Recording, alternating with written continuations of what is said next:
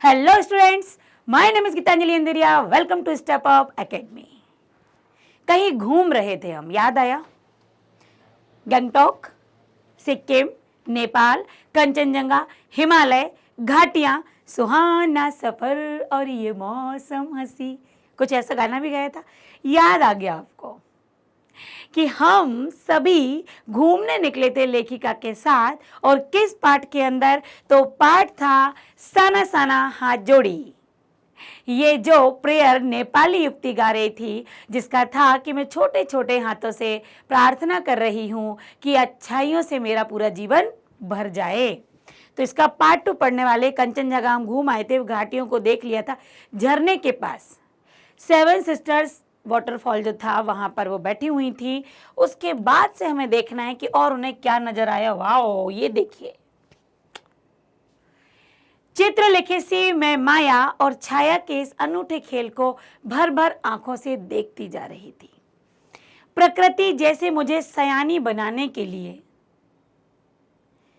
जीवन रहस्यों का उद्घाटन करने पर, तब उन्होंने इतना सब कुछ विशेषण में दे दिया कि मुझे सयानी बनाना चाह रही है, मुझे एक मैच्योर बनाना चाह रही है, जो इतना सब कुछ जीवन रहस्यों को वो उद्घाटन करने में लगी कि देखते जाओ, अपने आप को देखो, प्रकृति को देखो, प्रकृति के रहस्यों को समझो। धीरे धीरे धुंध, मतलब जो कोहरा था, कि चादर थोड़ी छटी, थोड़ा कोहरा कम हुआ। अब पहाड़ नहीं, दो विपरीत दिशाओं से आते हुए छाया पहाड़ दिखते। अब पहाड़ नहीं, पर उनकी छाया जो पड़ रही थी वो थे।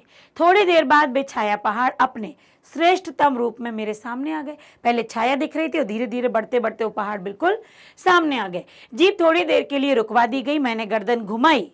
सब और जैसे जन्नत बिखरी पड़ी थी। इतना सुंदर दृश्य था, ऐसा फूलों से भरा हुआ, इतना सुंदर जन्नत बिखरी हुई थी। जैसे ही उन्होंने अपनी गर्दन को घुमाया, चारों तरफ खूबसूरती ही खूबसूरती, अपने को निरंतर दे देने की अनुभूति कराते पर्वत, झरने, फूलों, घाटियों और वादियों के दुर्लभ नजारे। वहीं कहीं लिखा था थिंक ग्रीन। वो कह रही इतना सुंदर दृश्य था, कहीं पहाड़ थे तो कहीं घाटियां, तो कहीं वादियां, तो कहीं फूल, तो कहीं झरने। ऐसा दुर्लभ नजारा जो बहुत ही कम देखने को मिलता है। और वहीं कहीं लिखा था थिंक ग्रीन। आश्चर्य, पल भर में ब्रह्मांड में कितना कुछ घटित हो रहा है। सतत प्रवाहमान झरने, मतलब निरंतर बहते हुए झरने, नीचे वेग से बहती तिस्ता नदी, धीरे धीरे एक तो झरने जो एकदम लगातार बह रहे हैं और नदी जो कि शांत होकर धीरे से बह रही है। सामने उठता हुआ कोहरा, तो ऊपर मंडराते हुए आवारा बादल, मध्यम मध्यम हवा में हिलोरे लेते प्रियता और रोडोडेंड्रो के फूल। अब यहाँ पर देखिए, सतत प्रवाहमान झरने, यहाँ पर प्रवाहमान झरने, ये हो गया एक विशेषण। नीचे बेग से बहती हुई तिस्ता नदी, उठती हुई धुंध, मंडराते हुए आवारा बादल, ये भी यहाँ पर एक विशेषण। मध्यम मध्यम हवा में हिलोरे लेता प्रियता रोडोडेंड्रो के फूल, सब अपनी अपनी लय, तान और प्रवाह में बह रहे थे। ये प्रकृति के दृश्य हैं। आपको पता है कि आपके भारत में ही आप तीनों प्रकार के मौसम जाकर देख सकते हो। कहीं तेज गर्मी होती है, तो कहीं लगातार बारिश होती रहती है, तो कहीं बर्फ पड़ी हुई है। इस तरीके के तीनों मौसम आपको कहीं और देखने नहीं मिलेंगे, भारत में ही मिलते हैं, कहीं और नहीं। प्रकृति ने इतना सुंदर बनाया है इस जहां को। यदि हम देखने चलते हैं तो हर जगह इतनी सुंदरता है। प्रकृति रहस्य से भरी हुई है, रहस्यमयी है। तो यहीं पर तो देख लिया कि एक जगह बादल, एक जगह जल लगातार बह रहा, तो कहीं धीमी गति से बह रहा, तो कहीं कोहरा छा रहा। एक साथ प्रकृति ने अपने कई नजारे लेखिका को यहाँ पर दिखा दिए। तो सब अपनी अपनी लय तान में घूमते, चेर बेती और समय के इसी सतत प्रवाह में तिनके सा बहता हमारा वजूद। ये जो लगातार समय चक्र में हम निरंतर अपना समय गवाते जा रहे हैं ना, हमारा वजूद तो बस जरा सा है, छोटा सा है। प्रकृति तो अपार दृश्यों से भरी हुई है। अनमनी सी मैं उठी, अनमनी सी, मन कुछ ठीक नहीं था। थोड़ी देर बाद ही फिर वही नजारे, मतलब वो उनको छोड़कर निकल रहे थे आगे, तो बड़ा बुरा लगा। लेकिन को कह रहे एक जगह क्यों नहीं रुकते हैं। लेकिन थोड़ी देर बाद फिर वही नजारे, आंखों और आत्मा को सुख देने वाले नजारे फिर आ गए। कहीं चटक हरे रंग का मोटा कालीन ओढ़े, तो कहीं हल्का पीलापन लिए, तो कहीं पलस्तर उखड़ी दीवार की तरह पथरीला। तो देखते ही देखते परिदृश्य से सब छूमंतर, जैसे किसी ने जादू की छड़ी घुमा दी हो, सब पर बादलों की एक मोटी चादर और सब कुछ बादलमय हो गया। सुनो अब कितना कुछ बोला गया है। अनमनी सी उठी, पर थोड़ी देर बाद वही सुंदर नजारे फिर आंखों के सामने आ गए। कहीं एकदम चटक मोटा हरा रंग वैसी बिछी हुई चादर दिखी, तो कहीं हल्का पीलापन लिए वो फूल भी दिखे, तो कहीं पलस्तर उखड़ी दीवार अर्थात जमीन पथरीली दिखाई दी। तो देखते ही देखते सब कुछ छूमंतर हो गया, कुछ नया नजारा सामने आ गया, जैसे किसी ने जादू की छड़ी घुमा दी हो और बादलों की एक मोटी सी परत फिर आसमान में। सब कुछ इतना बढ़िया था, अब एकदम आसमान में बादल ही बादल छा गए। मतलब प्रकृति ने तुरंत ही करवट ले ली, तुरंत ही अपना रूप बदल दिया। पहली बार एहसास हुआ जीवन का आनंद है यही चलायमान सौंदर्य, जो ये लगातार परिवर्तित हो रहा है, तुरंत परिवर्तित हो रहा है। यही जीवन है, परिवर्तन ही जीवन का नियम है। तो प्रकृति वही सिखा रही है। संपूर्णता के उन क्षणों में मन इस बिखरे सौंदर्य से इस कदर एकात्म हो रहा था जैसे भीतर बाहर की रेखा ही मिट गई हो। सब कुछ समान दिखाई दे रहा था। आत्मा की सारी खिड़कियां खुलने लगी थी। मैं सचमुच ईश्वर के निकट थी।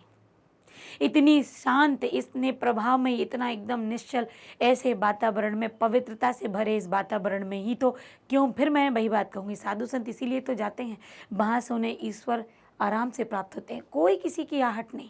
और ये तो यहाँ लेखिका को लगने लगा था। सुबह सीखी प्रार्थना फिर ओठों को छूने लगी। सना सना हाथ जोड़ी जिन्होंने सुनी थी, फिर उनके ओठों पर आने लगी सना सना हाथ जोड़ी की। तभी वह अतीन्द्रिय संसार खंड खंड हो गया।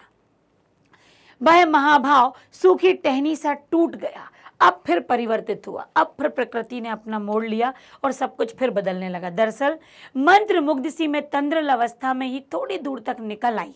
धीरे आगे बढ़ते गए। तंद्र मतलब कुछ अध सोए अध जागे से। अचानक पांव पर ब्रेक सा लगा, अचानक पैर रुक गए, जैसे समाधिस्थ भाव में नृत्य करती किसी आत्मलीन नृत्यांगना के नुपुर अचानक टूट गए हो। क्या क्या उपमाएं दी हैं इधर। जैसे नाचती हुई नृत्यांगना के अचानक से नाचते नाचते घुंघरू टूट जाते तो एकदम वो रुक जाती है, ठीक ऐसे ही लेखिका चलते चलते एकदम उनके पैर पर ब्रेक लग गया, वो रुक गई। क्या देखकर रुकी? मैंने देखा इस अद्वितीय सौंदर्य से, अद्वितीय मतलब जिसके समान दूसरा ना हो, अद्वितीय सौंदर्य से निरपेक्ष कुछ पहाड़ी औरतें पत्थरों पर बैठी पत्थर तोड़ रही थी। जहां इतनी सुंदरता है, प्रकृति जहां समृद्ध है, जहां देखकर मन जैसे भर ही नहीं पा रहा, यहां रुकने का मन कर जाए, वहां पर भी गरीबी है, वहां पर भी कोई बैठा हुआ पत्थर तोड़ रहा है। इनको भी ये जरूरत आन पड़ी ये कार्य करने की। तो हाथ में वो कह रहे हैं कि गूथे आटे सी कोमल काया पर हाथों में कुदाल और हथौड़े कलाइयों की पीठ पर बंधी डोगो मतलब बड़ी टोकरी में उनके बच्चे भी बंधे हुए थे। उन्होंने उस सुंदर वातावरण में एक पल को जब उन्होंने देखा कि कुछ औरतें एक पत्थर पर बैठी हैं और पत्थरों को तोड़ भी रही हैं, पहाड़ी औरतें पत्थरों को तोड़ रही हैं, उनकी इतनी कोमल काया, हाथों में हथौड़े लिए और पीठ पर एक टोकरी में अपने बच्चों को लटकाए हुए बांधे हुए, कुछ कुदाल को भरपूर ताकत के साथ जमीन पर भी मार रही थी। यहां देखकर उनका मन जैसे विचलित हो उठा।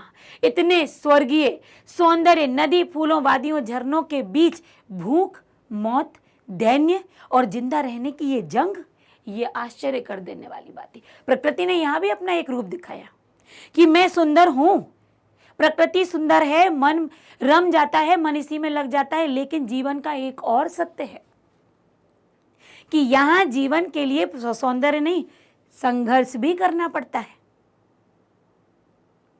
यदि आप में सौंदर्यता भरी हुई है, सौम्यता भरी हुई है, तो इससे कुछ नहीं होने वाला। जीवन का संघर्ष तो अलग ही एक रूप पर होता है, अलग ही एक सीमा पर चला जाता है। तो रूप और सौंदर्य के साथ संघर्ष महत्व रखता है, क्योंकि वहां व्यक्ति को यदि जीवन जीना है तो संघर्ष तो करना पड़ेगा। तो वहां संघर्ष भी था, मौत के लिए मतलब जिंदा रहने के लिए मौत से संघर्ष, अपने जीवन को चलाने के लिए पेट से संघर्ष, ये सब कुछ संघर्ष था। तो मातृत्व और श्रम साधना साथ साथ, यहाँ पर जिंदा रहने की जंग और अपने साथ पल रहे उस बच्चे को भी जीवित रखने की उस मातृत्व की जंग, ये सब कुछ साथ में थी। वहीं पर खड़े BRO बोर्ड रोड ऑर्गेनाइजेशन के एक कर्मचारी से मैंने पूछा, ये क्या हो रहा है? उसने चुगलबाजी के अंदाज में बताया, जिन रास्तों से गुजरते हुए आप हिम शिखरों से टक्कर लेने जा रही हैं, उन्हीं रास्तों को ये पहाड़ ने मतलब पहाड़ियों पर रहने वाली औरतें, पहाड़ ने चौड़ा बना रही हैं।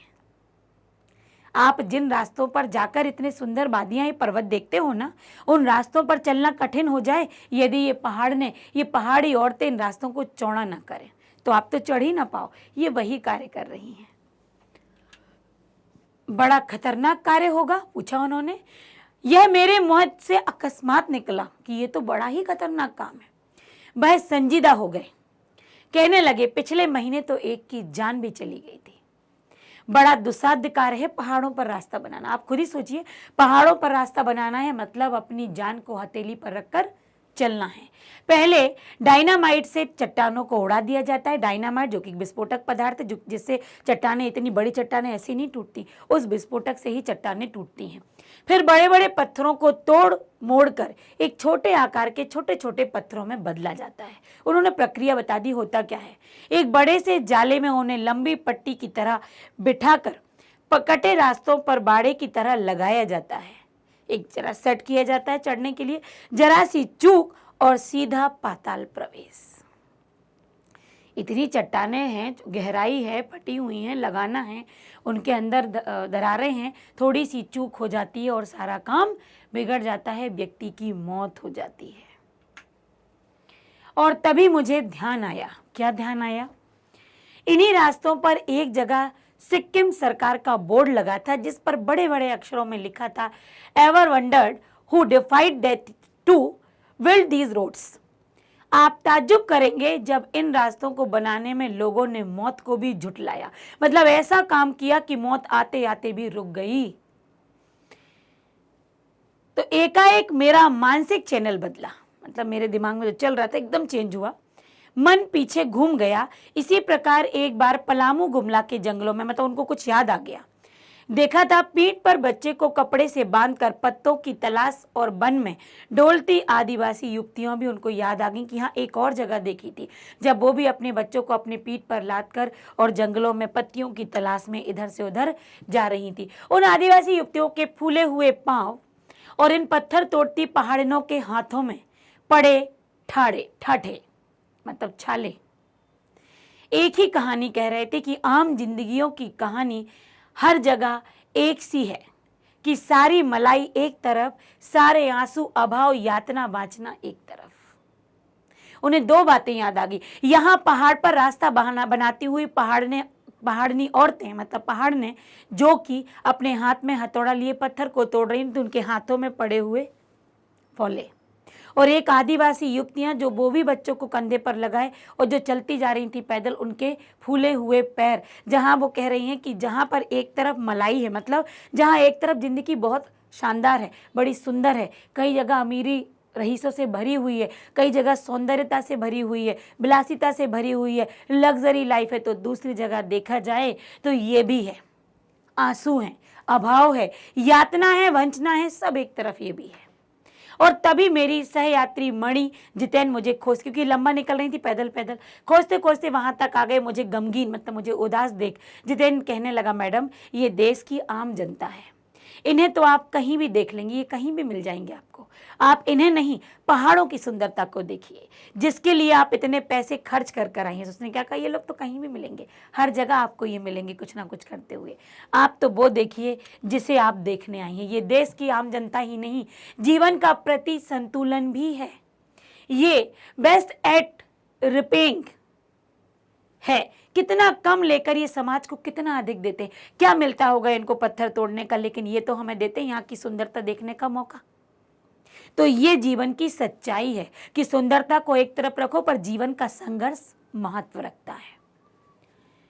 मन ही मन मैंने सोचा, हम वापस जीप की ओर मुड़ने लगे, तभी जीप की तरफ गए, तभी मैंने देखा कि विश्रम सुंदरियां किसी बात पर इस कदर खिलखिलाकर हंस पड़ी कि जीवन लहरा उठा था। वह सारा खंडहर ताजमहल बन गया था। मतलब यहाँ एक और बात बताई है कि जीवन में कितना भी संघर्ष हो, यदि व्यक्ति उसे हंसी खुशी के साथ स्वीकार करके आगे बढ़ता जाता है, पिछला ना देखते हुए केवल संघर्ष करते चलो, जो हमारा कार्य है वो हमें कंप्लीट पहले करना है।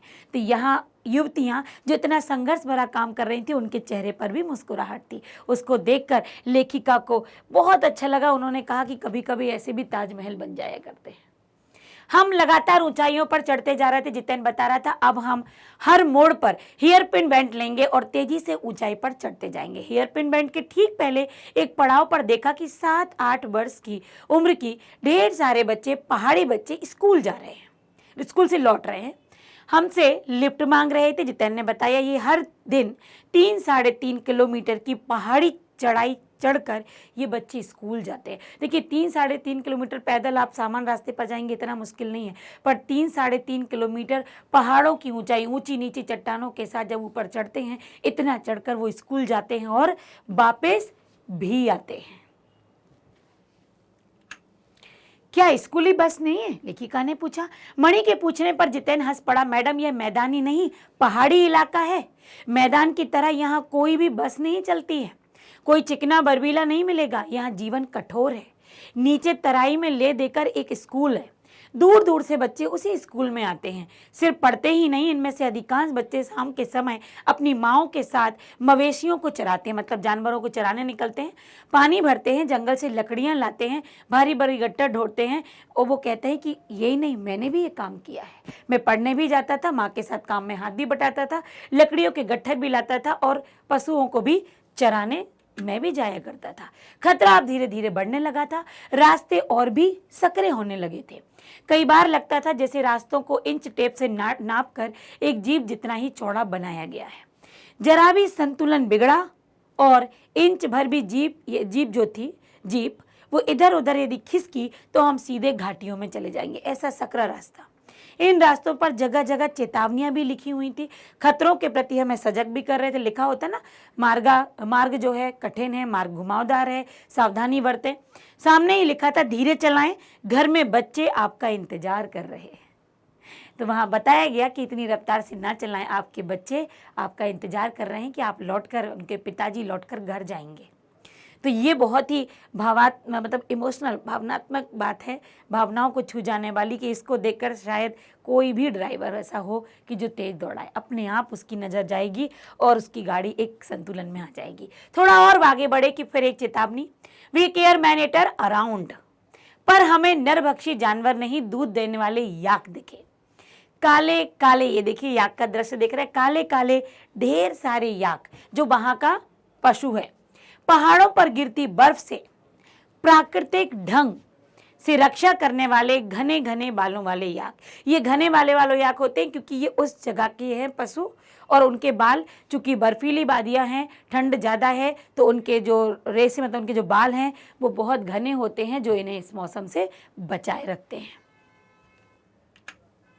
सूरज ढलने लगा था। हमने देखा कुछ पहाड़ी औरतें गायों को चराकर वापस लौट रही हैं, और कुछ के सिर पर तो लकड़ियों के भारी भरकम गट्ठर, जैसा कि जितेन ने बताया था। ऊपर आसमान फिर धुंध, फिर शाम का समय हुआ, फिर कोहरा छाने लगा, बादलों से घिर गया। उतरती संध्या में जीप अब चाय के बागानों से गुजर रही थी।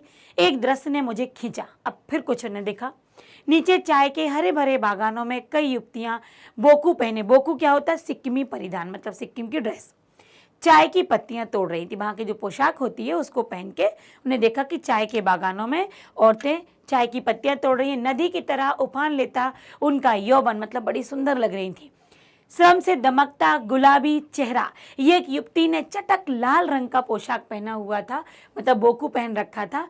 सघन हरियाली के बीच चटक, चारों तरफ हरियाली और चटक लाल रंग के डूबते सूरज की स्वर्णिम और सात्विक आभा कुछ इस कदर इंद्रधनुषी, मतलब एक तरफ सूरज डूब रहा है, उसकी अलग एक सुंदरता है, उसका अलग रंग है। चारों तरफ चाय के बागान, एक हरा रंग दिख रहा है, सुंदर सुंदर युवतियां जिनका गोरा रंग और दूसरा उस पर लाल रंग की पोशाक। तो सात्विक आभा कुछ इस तरह इंद्रधनुष के जैसा प्रतीत हो रहा था, सब कुछ रंग बिरंगा। मैं मंत्र मुग्ध सी में चीख पड़ी। इतना अधिक सौंदर्य मेरे लिए असह्य था, मतलब मैं उसे अट ही नहीं रहा था, समा ही नहीं रहा था। मुझे वो सहन ही नहीं हो रहा था कि इतनी सुंदरता मैं कहाँ भर लूँ। युमथांग पहुंचने के लिए हमें रात भर लायुंग में पड़ाव लेना पड़ा। गगनचुंबी पहाड़ों तल में सांस लेती एक नन्ही सी शांत बस्ती लायुंग, मतलब बहुत ही शांत बस्ती की बात की गई है। मतलब वहाँ पर बस्ती जो बसी हुई थी, लोग जो थे बड़ी ही शांत थी। सारी दौड़ धूप से दूर जिंदगी जहाँ निश्चिंत हो जाती है, निश्चित होकर सो रही थी, उसी लायुंग में हम ठहरे थे। वहाँ पर शांति थी, एकदम निश्चिंत होकर सभी लोग सो रहे थे। रात्रि हो चुकी थी। तिस्ता नदी के तीर पर बसे लकड़ी के एक छोटे से घर में मुँह हाथ धोकर मैं तुरंत ही तिस्ता नदी के किनारे बिखरे पत्थरों पर जाकर बैठ गई। नदी के किनारे बैठकर लेखिका को बड़ा अच्छा प्रतीत हो रहा था और लेखिका वहाँ बैठी, रुकी और थोड़ी देर वहाँ पर वो बैठी ही रही। और फिर आगे लेखिका ने क्या देखा, आगे और किस तरह वो बढ़ेंगी, ये हम देखेंगे इसके अगले पार्ट अर्थात पार्ट 3 में। तो अभी हमारा पार्ट कंप्लीट नहीं हुआ है, अभी लेखिका की थोड़ी और यात्रा बाकी है। उस यात्रा में हम लोग भी सफ़र में साथ में हैं, तो सफ़र में अपना कंटिन्यू करेंगे। आज के लिए बस इतना ही रखते हैं। सफ़र के साथ हमारे साथ बने रहिए, तो हम और भी देखेंगे कि लेखिका हमें कहाँ कहाँ ले जाने वाली है। तो मिलते हैं हम फटाफट अगले वीडियो में, बहुत जल्दी आपके सामने उपस्थित होगा। बने रहिएगा हमारे साथ। Thank you so much.